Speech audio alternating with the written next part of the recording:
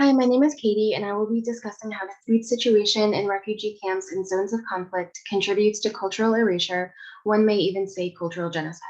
I will lay out how, even though people have a human right to practice their own culture and religion, that agency is often taken from them.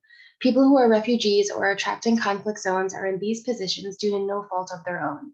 Some people can be trapped in these situations for months, years, or decades.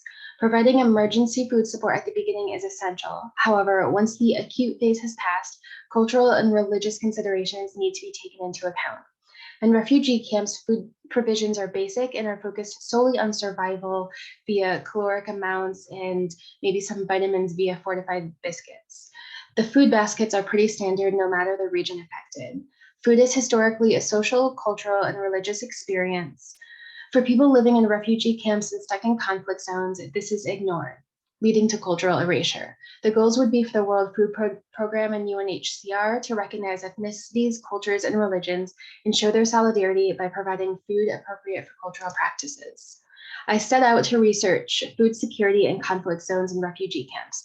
What I found, even in places where people received enough calories for survival, was people in interviews lamenting the loss of their cultural practices due to inappropriate food provisions. Despite this cultural erasure through food being a common complaint, there is little scholarly work on the issue. I reviewed articles about food situations in some of the largest refugee camps.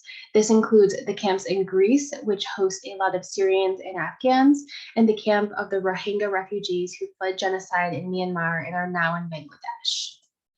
Imagine an Italian child having to flee their country and never getting to taste pizza, pasta, Parmesan cheese, or wine again.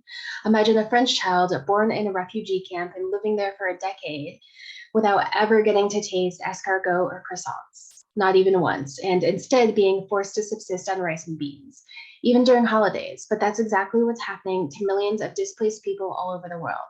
Most of us, especially in the West, often take for granted access to a turkey and family gathering on Thanksgiving or a family Christmas dinner.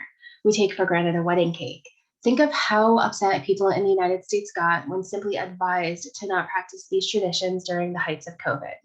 For refugees and displaced persons, they have this agency removed from them every single day. People in conflict zones and refugee camps are due to no fault of their own and deserve to continue practicing their religion while maintaining a sense of their culture and ethnicity. At the very least, researching and providing appropriate foods during religious observations should be a required practice on the part of humanitarian actors. A restaurant of Syrian women in Canada was able to take a traditional recipe, lower the cost, and deliver to displaced Syrians.